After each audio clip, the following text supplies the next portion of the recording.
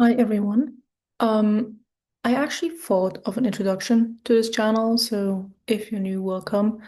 My name is Yara, and talk about everything that I think about, mostly thoughts that I get based off things that I read. So again, welcome.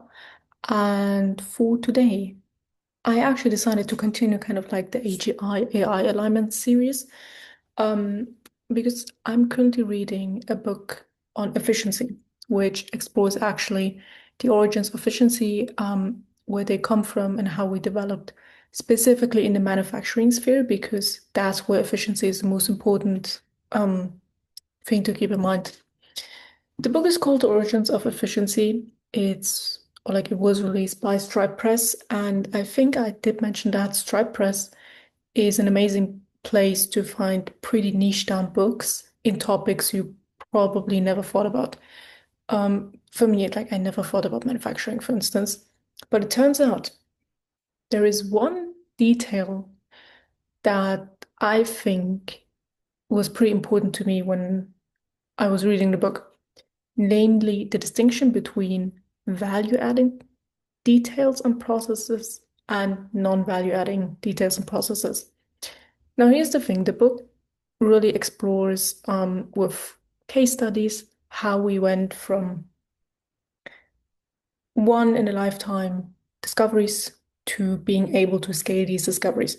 So the author starts off with penicillin, how, we found that by accident through Alexander Fleming, and then scientists needed to figure out a way to increase the production for penicillin because, for instance, during the World War II, or like even the First World War, it was known that the most deadly thing that could essentially cause a lot of deaths is not necessarily the war itself, but the infections that follow the war with soldiers, who maybe had to amputate an arm, anything of that sort, anything that could be infected at that time without penicillin led to death. So that was an interesting case study, and it shows, essentially the importance of being efficient.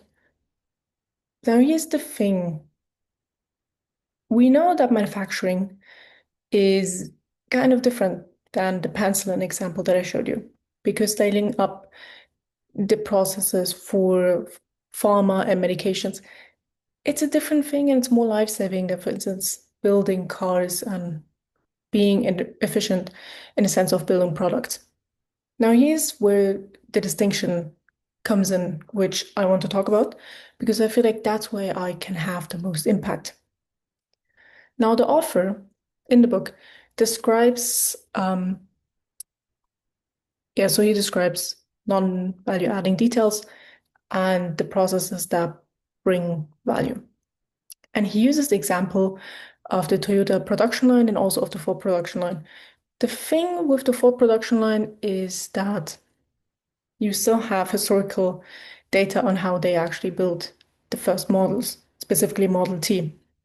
And what they saw, like what the author noted, is that there are processes in a manufacturing game, essentially, where you have your resources, your input, and then you have processes or steps that transform the input into new output. That is bent aluminium for the car, for instance, right? So every time you change an input with a certain step into an output, that's what you call value added process, I guess. Everything that, does not necessarily impact the product or the current output in any way is called a non-value adding step. For the Toyota example, for instance, the majority of steps that you need today to build a Toyota or any car for that matter is non-value added. That is, mostly is, for instance, logistics.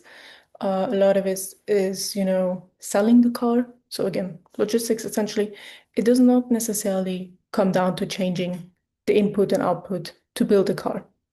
And I think AI could really help you with that because we talk so much about efficiency that we sometimes forget there are kind of unnecessary steps in manufacturing that everybody wants to get rid of because the non-value adding processes, again, I'm not quite sure because I never worked in the manufacturing sphere, but what I'm supposing is that if you can get rid of these non-value added steps, you might be able to free your employees out of very manual tasks.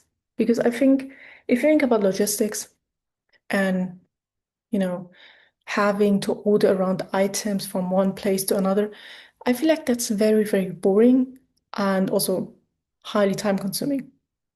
So now imagine if that one employee just got time off instead or worked on something, much more meaningful, like thinking about how do we make out of a process added or like a value added process something that, can be even sped up faster. And so that's where AI is incredibly important from what I've read, right? Like I see a lot of counter arguments where, you could be like, well, what happens if you reduce all non-value added processes when you create new ones? Probably you will, but I suppose if these are just small enough and do not involve a lot of manual tasks, they won't be as hard to do as the current ones. But I can't really judge based off that because I've never been in a factory. So that was the thing that I was thinking about when I've read the book. Apart from that, it is a nice book to be fair, but I feel like it doesn't necessarily fit the context of our time until now. I've only read half, but I don't see the connection to our current time where, I could be maybe discussing it more for AI, but we will see. Otherwise, that was the comment that I wanted to make.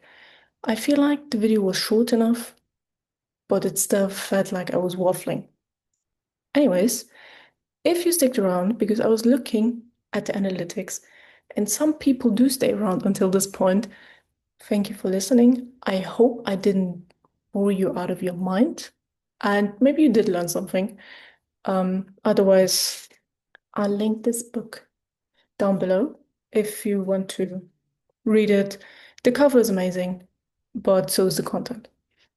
Yeah, that's it. Oops.